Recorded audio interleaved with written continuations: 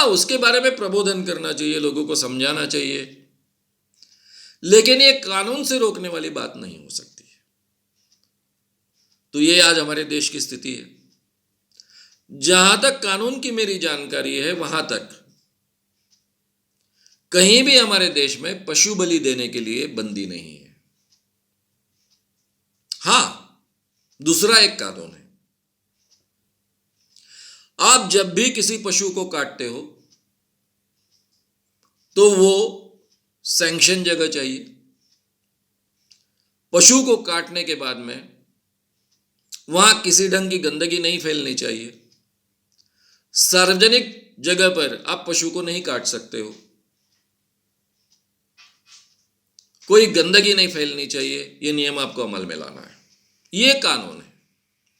लेकिन वो कानून कहीं भी कड़ाई से धार्मिक स्थलों पर अमल में नहीं लाया जाता है। ना ही हम जैसे लोग वो धार्मिक स्थलों में ये कानून अमल में लाया जाए इसका आग्रह रखते हैं। धार्मिक स्थल नोन है, वहां पर बलि दिया जाता है। अब उसमें बहुत वेस्टेज होता है, लोगों के पैसे भी बहुत खर्च होते हैं। अब लोग सोने के हार भगवान को चढ़ाते हैं, बड़ी बड़ी महंगी चीजें भगवान को अर्पण करते हैं, केवल पेड़े और खाने के लड्डू केवल अर्पण नहीं करते हैं। तो उसको अगर विरोध नहीं करते हैं तो इस बात को भी विरोध करने में कोई मतलब नहीं है। आप प्रबोधन किया जाए कि ऐसा करने से कुछ होता नहीं है, इससे कभी भगवान प्रसन्न नहीं होता है। जैसा गाड़गे महाराज कहते थे कि मुर्गी भी भगवान का लेकरू, यानी भगवान का बेटा बेटी पुत्र पुत्री, मुर्गी भी भगवान का लेकरू, तेरा बेटा भी भगवान का लेकरू, और तेरे बेटे की मन्नत के लिए तू मुर्गी काट रहा है, यानी भगवान का लेकरू काट रहा है। लेकरू काटने से अगर भगवान प्रसन्न होता है तो तेरे बेटे को ही काटना, भगवान प्रसन्न हो जाएगा तेरे पर। तेरा बेटा भी भगवान का लेकरू और मुर्गी भी भगवान का लेकरू। इस ढंग से प्रबोधन कर कर लोगों को वो समझाते थे, और लोग पशु बलि बड़े पैमाने पर उनके कारण छोड़ते आए। तो ये प्रबोधन करने का अधिकार है।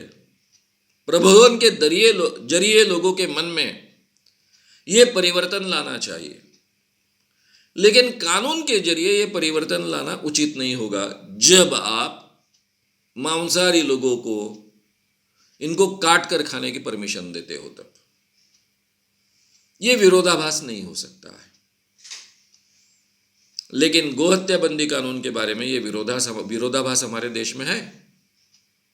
ठीक है, एक धर्म के लोग गाय को बहुत मानते हैं, उससे भी ज्यादा महत्व का था, चाहे मुस्लिम हो, चाहे क्रिश्चियन हो, चाहे हिंदू, उसके किसानी के लिए गाय और बैल दोनों बहुत महत्व के प्राणी हैं। इसलिए भी वो बात समर्थनीय हो सकती है कि गोहत्या नहीं होनी चाहिए। और एक जमाने में बड़े पैमाने पर खेती से, गाय से, गोवंश से बहुत फायदा होता था। अब उसका प्रमाण घट गया है, बहुत कम हो गया है, क्योंकि हमारे खेती के गणित ही बदलते गए। लेकिन जिस जमाने में इस चीजों का बहुत समर्थन होता था, चाहे गांधी जी भी इसका समर्थन करते थे, विनोबा जी भी इसका समर्थन करते थे, उसके पीछे का व्यवहारिक भी कारण था, जो सावरकर जी खुद कहते हैं कि गाय एक उपयुक्त पशु है जिसकी किसानों के लिए बहुत आवश्यकता है। हमारे खेती से जुड़ी हुई बात, गाय और बैल कभी किसान को बोझ नहीं बनते, उल्टा वो उनके उत्पाद में बहुत बड़ा योगदान देते हैं। लेकिन यह ऐतिहासिक बात हो गई।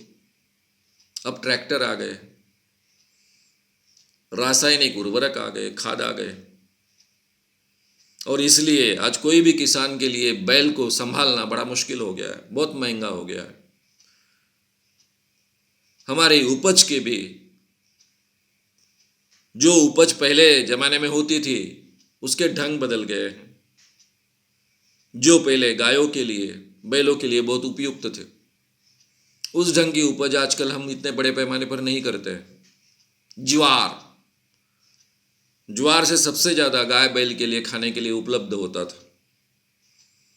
उसका केवल 10% ऊपर का, जिसमें ज्वार के बीज होते हैं, वो इंसान के काम के थे।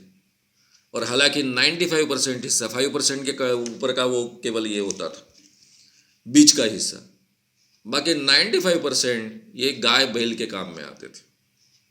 उस ढंग की उपज भी बदलते गई, तो ये सभी चक्र भी बदल चुका है। तो इसलिए उसके बारे में अलग अलग चर्चाएं हो सकती है। लेकिन ये जो आपके दिमाग में आया, मुसलमानों को इसकी परमिशन है और हिंदुओं को इसकी परमिशन नहीं है, उल्टी बात है साहब जी। ये देश में हिंदू ज़्यादा संख्या में है, इसलिए जो परंपरागत तरीके से गाय खाते आए हैं, बैल खाते आए हैं, वो गाय बैल को नहीं खा सकते इन प्रांतों में जहाँ कानून बना है। उल्टी पाबंदी हमने उनको लगाई है। चिल्लाना उन्होंने चाहिए, आपने नहीं। आप उल्टा चिल्ला रहे हो। और ऐसा कोई कानून नहीं है कि भगवान के सामने पशु हत्या नहीं करनी चाहिए। जहां तक मेरी जानकारी है, भारत में कहीं ये कानून नहीं है। महाराष्ट्र में बन रहा था तो मैंने वो बात चीज निकाल ली है, मैंने जाहिर तरीके से आपसे कहा है। वो नहीं है अभी महाराष्ट्र के जादू टोना विरोधी कानून में। उसके लिए काफी लोग मुझसे गुस्सा भी हुए। मैं बहुत तार्किक ढंग से सोचता हूं और इसलिए मैंने वो होने नहीं दिया। उसमें काफी दिक्कतें थी। फिर आप जैसे लोग यही सवाल उठाते थे, कुर्बानी का अलाउड है और फिर हमको क्यों नहीं अलाउड है? क्योंकि अंधविश्वास से तो लेना देना नहीं है। अंधविश्वास रहे क्या जाए क्या, हमारा सब झगड़ा तो मुस्लिमों से ही है। केवल उन्हीं के साथ में हम हमेशा तुलना करते रहते हैं। ये नहीं सोचते कि हम ज़्यादा पढ़े लिखे हो सकते हैं, ज़्यादा प्रोग्रेसिव हो सकते हैं। ये सब चीज़ों को हम छोड़ देंगे तो इस ढंग से नहीं सोचते हैं।